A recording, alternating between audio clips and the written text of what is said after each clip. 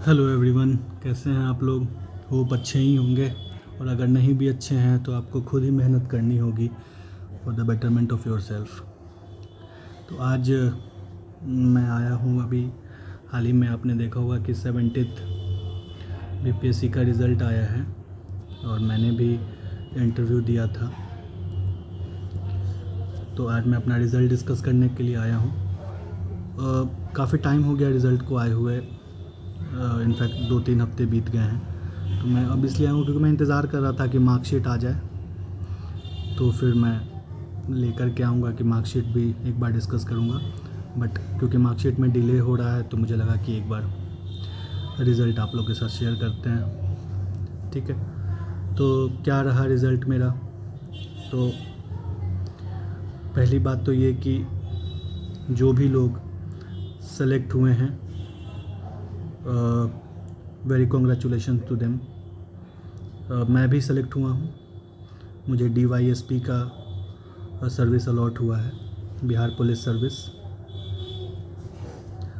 तीसरा चीज़ ये है कि जो भी लोग सेलेक्ट हुए हैं मैं उनको बोलूँगा कि थोड़े से मॉडेस्ट रहें, है ना। जो भी आपके आसपास लोगों का अनफॉर्चुनेटली नहीं हुआ है उन्हें मोरली अपलिफ्ट करें, है ना। और थोड़ा कम अगर शोर हल्ला इसका हो तो ज़्यादा सही है, बाकी आपकी चॉइसेस है। और जिनका नहीं हुआ है, निराश होने की कोई बात नहीं है। मैं जानता हूँ ये जर्नी टफ़ है और इतने करीब आकर के फ़ेल होने पे एक अलग दुख है, वो उसको आप एक्सप्लेन नहीं कर सकता। बट क्योंकि हम लोग मिडिल क्लास फैमिली से आते हैं तो हमारे पास कोई ऑप्शन ही नहीं है आगे बढ़ने के अलावा।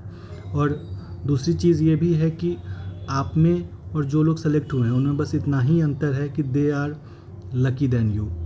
बस मेरा हो गया है क्योंकि मैं थोड़ा ज़्यादा लकी उस दिन उस प्रोसेस में या फिर चेक होने में पेपर का मैं थोड़ा लकी सा रहा हूँगा आप लोगों से, और मुझे थोड़े मार्क्स ज़्यादा मिल गए और मैं सेलेक्ट हो गया। बस इतना ही है। ना मैं बहुत ब्रिलियंट, इंटेलिजेंट, एक्स्ट्राऑर्डिनरी हूँ और ना आप लोग बहुत ही मतलब ख़राब स्टूडेंट हैं। हम लोग सब बराबर हैं। All the 5400 people given the interview, they are all equally good. So believe in yourself. अभी मैं समझता हूँ कि अभी जब से रिज़ल्ट आया है शोर शराबा, ये फेलिसिटेशंस, ये सब चल रहा है, तो आपको भी देख के लग रहा होगा कि दुख हो रहा होगा। I can understand. और शायद इसीलिए मैं किसी भी फेलिसिटेशन में भी नहीं गया। बट ठीक है, अब है जो है सो है। You have to work again for this. Like painful होगा बट फिर से चलना ही है। और शायद और ऑप्शन भी नहीं है हमारे पास, है ना।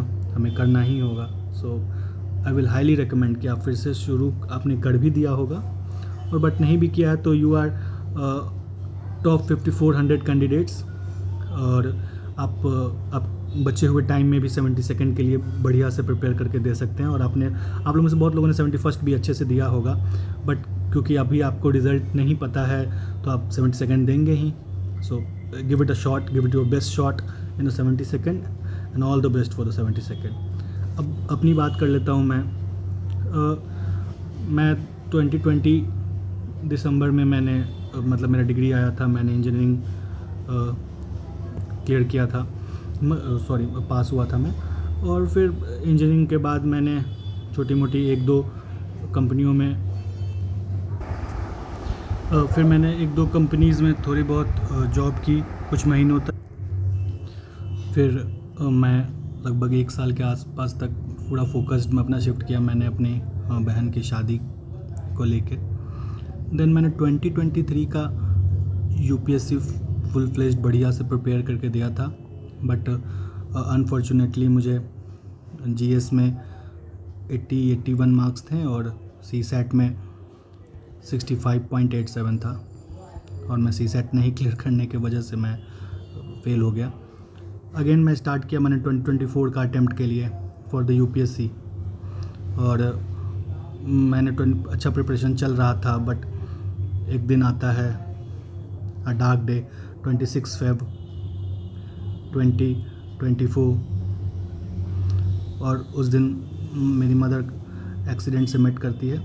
1-1.5 महीने उस समय का क्रूशियल टाइम 2 महीने तक आसपास चला जाता है मदर के साथ हॉस्पिटल में, बट बाय गॉड ग्रेस अभी वो ठीक हैं।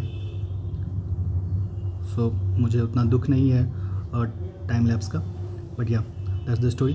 फिर 2024 का अटेम्प्ट भी यूपीएससी में मैं डीएससी इस बार नहीं क्लियर कर पाता हूँ।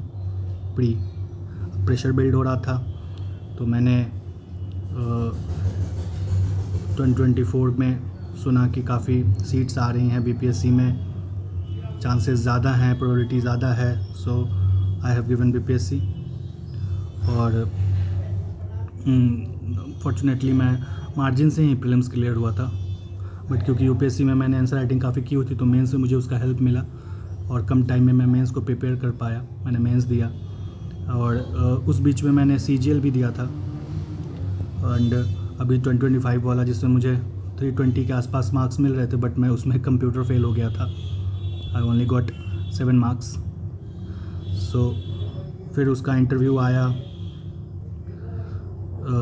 बीपीएससी का, मैंने बीपीएससी का इंटरव्यू दिया।